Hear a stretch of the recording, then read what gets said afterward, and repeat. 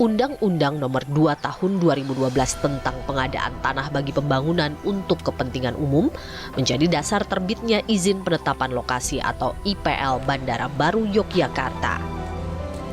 IPL, izin penetapan lokasi yang dikeluarkan oleh gubernur gitu ya dalam rangka proses pengadaan tanah untuk kepentingan umum. Itu memang kalau dikatakan bahwa dia menghilangkan hak atas tanah itu ya secara serta-merta tidak gitu ya. Tetapi konsekuensinya adalah orang atau subjek hak atas tanah yang ada di dalam lokasi IPL itu menjadi terbatasi ruang geraknya untuk mentransaksikan atau mengalihkan hak atas tanahnya itu kepada pihak lain.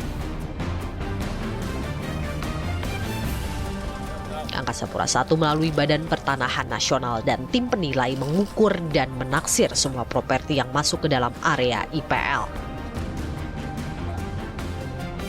Kalau bicara semangat dari Undang-Undang 2 2012, semangat itu semangat merampas, semangat itu semangat untuk mengambil tanah warga secara sepihak. Kita bisa melihat misalnya tidak ada ruang partisipasi gitu ya, yang kemudian itu diberikan oleh undang-undang itu. Tahu-tahu saja pemerintah bikin proyek gitu ya, kemudian disosialisasikan ke warga. Ketika warga itu menolak, misalnya bahwa saya menolak karena saya sudah cukup makmur dengan pertanian, itu nggak diakomodasi oleh undang-undang. Ganti kerugian untuk warga yang dengan sukarela melepas lahan mereka sudah tuntas terbayar pada September 2016 dan November 2017. Sementara warga yang menolak, Angkasa Pura I menitipkan ganti kerugian mereka pada Pengadilan Negeri Wates Kulon Progo. Mekanisme ini disebut konsinyasi. Pada prinsipnya pengadilan hanya menerima data dari PT Angkasa Pura sesuai dengan permohonan yang diajukan oleh mereka. Itu yang kita akan proses. Proses untuk masalah penitipan ganti kerugian sudah banyak yang putus, iya. Tinggal para pihak di situ sebagai termohon tinggal mengambil uangnya yang dititipkan di Pengadilan Negeri Wates. Sofyan, warga desa Palihan, adalah satu dari 38 kepala keluarga yang menolak meninggalkan rumahnya. Ya, alasan itu bagi kami karena memang tanah ini adalah ruang hidup kami. Dan ruang hidup kami memang tidak bisa dinilai atau dihargai dengan materi. Sehari-hari di lahannya, Sofyan bertani semangka dan cabai. Bermodalkan 5 hingga 7 juta rupiah dalam 55 hari masa tanam semangka, Sofyan bisa meraup keuntungan hingga 22 juta rupiah. Jadi sebelum ada isu-isu rencana di sini bahwa mau dijadikan bandara, kehidupan kami sebenarnya di sini memang sudah merasakan aman, nyaman, tentram itu sudah kami rasakan. Dan juga keluarga kami merasa tercukupi dengan hasil pertanian, hasil kerja kami di sini sudah merasa tercukupi. Cerita Muhdi lain lagi. Selain bertani, pria ini mengurus 2 situs peziarahan di Desa Sindutan, yaitu Gunung Lanang dan Gunung Putri. Gunung Lanang masuk ke dalam area Bandara Baru.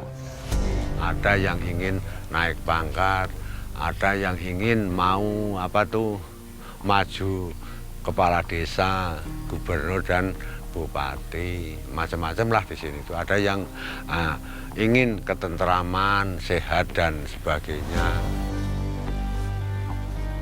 Namun sayang, Gunung Putri masuk ke dalam area bandara dan segera akan rata dengan tanah. Muhdi menyayangkan Angkasa Pura I tidak memperhitungkan keterikatan kultural warga dengan tanah mereka.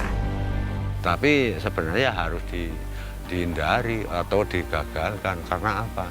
Ayo nanti bagaimana ya kurang tahu lah. Pokoknya semua ini semua yang ada lingkungan sini semua dihancurkan. Di sekitar Gunung Putri itu rumah Muhdi pernah berdiri. Lahan pertanian miliknya menghasilkan semangka dan cabai yang berlimpah. Ia dan keluarga tidak pernah merasa kekurangan.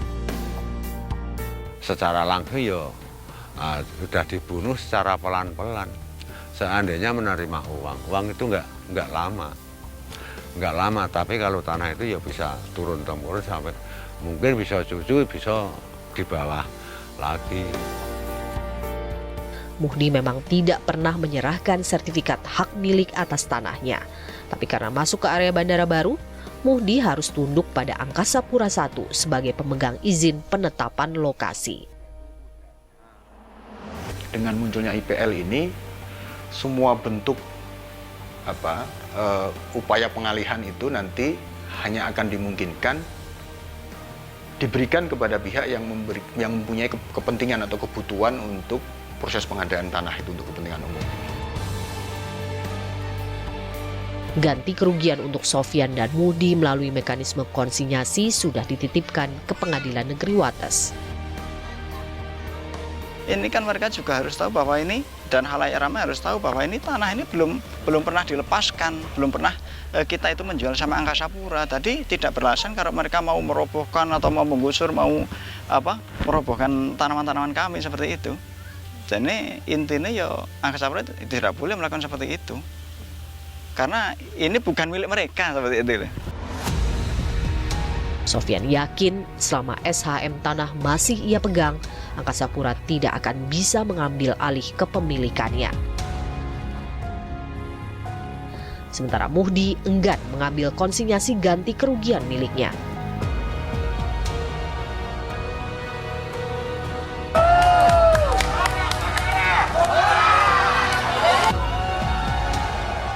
Penitipan pembayaran ganti kerugian melalui pengadilan sejatinya berlaku untuk pemilik lahan yang tidak diketahui keberadaannya. Konsinyasi juga berlaku untuk objek tanah yang masih dalam sengketa. Untuk Sofyan dan Muhdi, semestinya tidak berlaku mekanisme konsinyasi. Nah, konsinyasi itu sendiri kalau di dalam Undang-Undang Pengadaan Tanah untuk Kepentingan Umum, dia akan ditempatkan sebagai semacam senjata pamungkas. Nah, dari situ warga atau subjek hak yang kemudian dianggap atau yang tidak setuju tadi atau tidak sepakat dengan bentuk dan besarnya ganti rugi atau masih keberatan dengan putusan bentuk dan besarnya ganti rugi di pengadilan itu dianggap sudah harus menerima kompensasi dengan uang yang dititipkan di pengadilan negeri itu. Nah, itu menurut saya juga tidak fair.